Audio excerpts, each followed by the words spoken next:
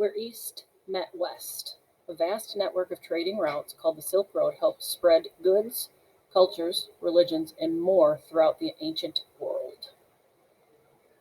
About 2,000 years ago, traders from East Asia made their way west carrying shimmering fabrics, magnificent jewels, and exotic spices. At the same time, merchants from Europe and the Middle East headed toward China with gold, silver, and other unique wonders of their own.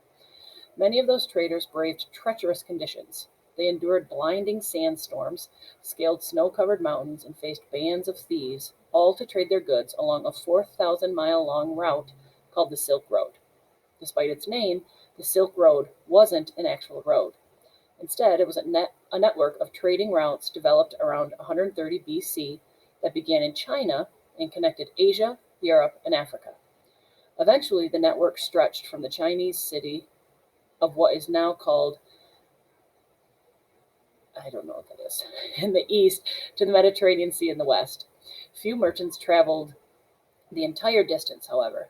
Most moved back and forth between towns along the way, trading items such as gunpowder, paper, and silk with people who carried the goods on to the next leg of the journey. Over time, sprawling trading posts and cities sprang up along the trails. New ideas and cultures. Goods weren't the only things that traveled along the Silk Road.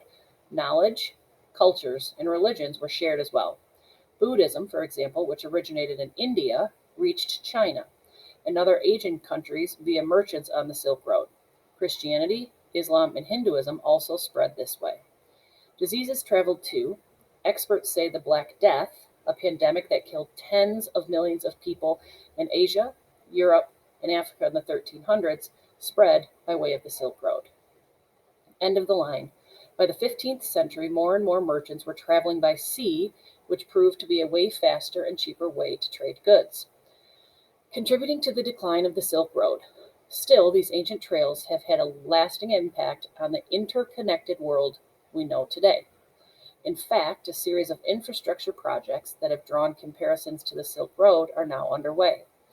Since 2013, China has been helping to fund the construction of seaports, railways, roads, and telecommunications networks throughout Asia, Europe, and Africa, in part to help facilitate trade.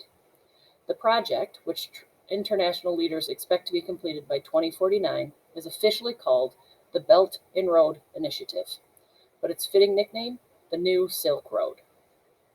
Follow the ancient Silk Road. This is a historical map of the ancient Silk Road, a network of trading routes that connected Asia, Europe, and Africa from about 130 BC to the 15th century. Historically, maps provide information about the past. Use the map to answer the questions. Map skills. Number 1, the Silk Road began in which Chinese city? Number 2, from that city, did merchants travel east or west to get to Kashgar? Number 3, merchants journeyed from Alexandria to Rome by traveling across which major body of water? Number 4, what is Constantinople known as today?